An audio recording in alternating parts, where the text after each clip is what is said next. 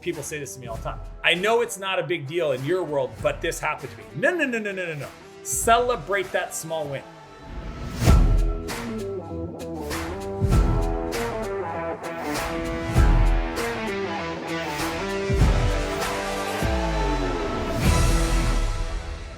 So, your reality is the collection of your strongest beliefs. That is a very powerful idea, because if you are struggling with having the motivation or positivity, you feel like you've been beaten up a little bit, you feel like that nothing's going the right way for you, then that is an opportunity to kind of reframe your beliefs. And to me, it's hard, but if you do it right, you'll literally wake up motivated, excited, energized to attack your day, and it's a huge opportunity. When I look at the mental journey that I went on to reprogram my mind, because that's the only way to do it. Carol Dweck talks about it in her book, The Growth Mindset. Is you literally need to reprogram your mind to adopt a new set of beliefs that are going to support you to make better decisions.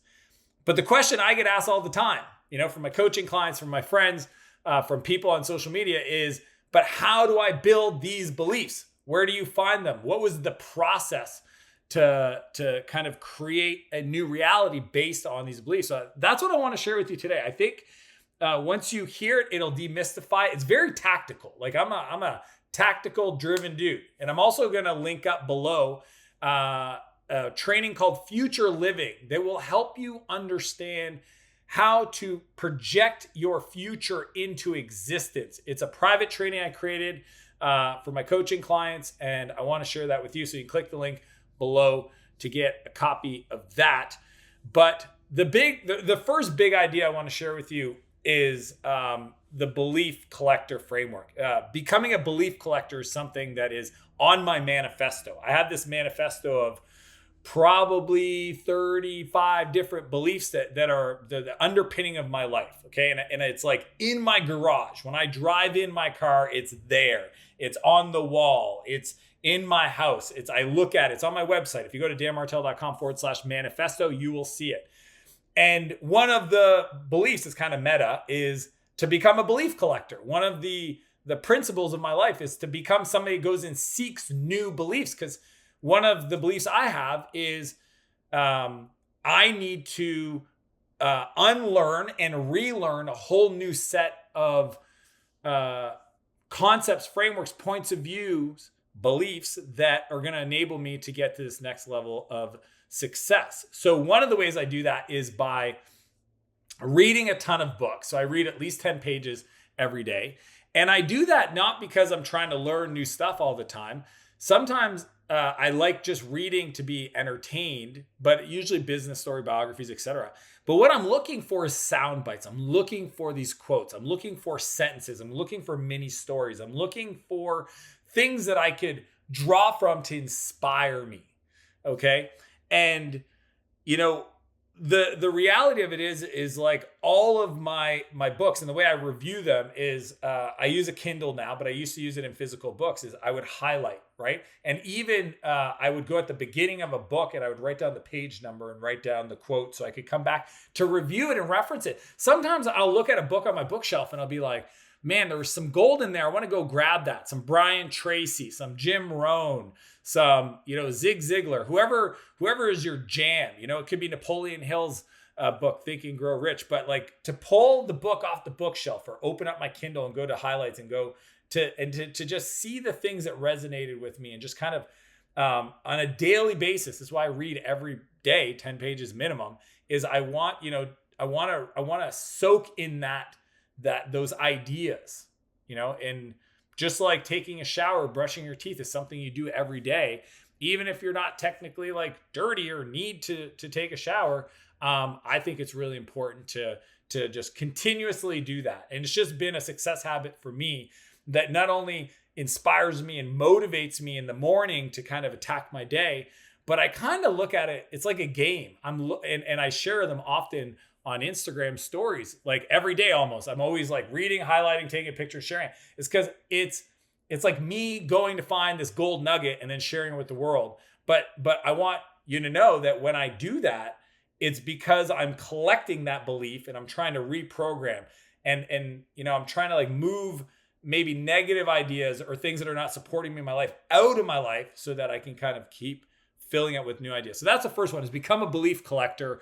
And books is an incredible way to do that. You just got to highlight and you need to review. So I also take time to sit down. I review past highlights to kind of reintroduce my mind to that content or to those concepts.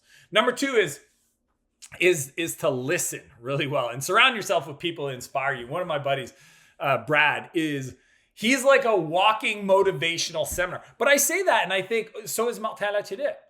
So like, and when I say that out loud, I think so is every one of my friends. My buddy Trent, like our conversations are full of like these takeaways and sound bites and ideas that have helped them propel their lives forward. So it's their, interpretation of what they're reading. And when they say this to me, this is the difference, okay, is when I'm hearing this, usually I'm driving, going snow biking with my buddy Brad, and we're just talking about life and challenges, and he's sharing these, well, it's kind of like this. And I'm just like, oh my God, that's just so good, right? Like he recently, it was saying, well, it's like, yeah, well, because I was telling him I had this big rant about like how the news is literally rotting your brain. And I have people that I absolutely love and care for that are letting news affect their lives to the point where it's detrimental to their health.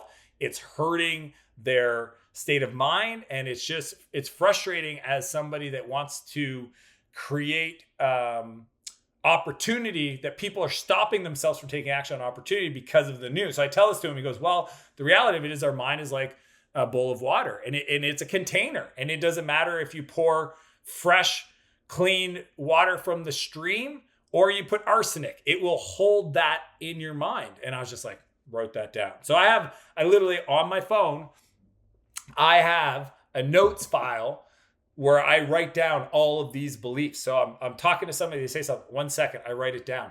And it inspires me. A lot of time I use it to create content like this. I use it in talks. I use it when I'm trying to help a friend get through a tough time and say, well, it's kind of like this scenario, this metaphor, this analogy, this saying or whatever, right? And I just think that like listening and write it down and just building that habit of, taking the time to actually just pause and just write it down. A lot of times we hear stuff and we just like dismiss it. But if you really want to transform your ideas, you're going to have to be more intentional about it. You're going to have to be more kind of like specific about it. You can't just let it come in and fly away. You need to like stop, collect it, review it, and then try to build a process. And then the other one, to the number 3, is really about celebrating small wins. I believe, my buddy Matt has this great quote. It's something like, time is the enemy, something else, momentum is everything. Okay. And the essence of that is that often we have these beliefs come in, or we hear them and we just don't believe them. We dismiss them too quickly. They're just like, yeah, but it's, yeah. But the thing is if you actually stop and celebrate the small wins, you congratulate yourself on the journey, you recognize the effort, even if it's not a big deal, because it's too easy. Like a lot of people, they'll just like discount it, right? They'll just like, yeah, but that's not a big deal. That's compared to you, that's nothing. I know it's not, like people say this to me all the time. I know it's not a big deal in your world, but this happened to me. No. Celebrate that small win. Make it about momentum.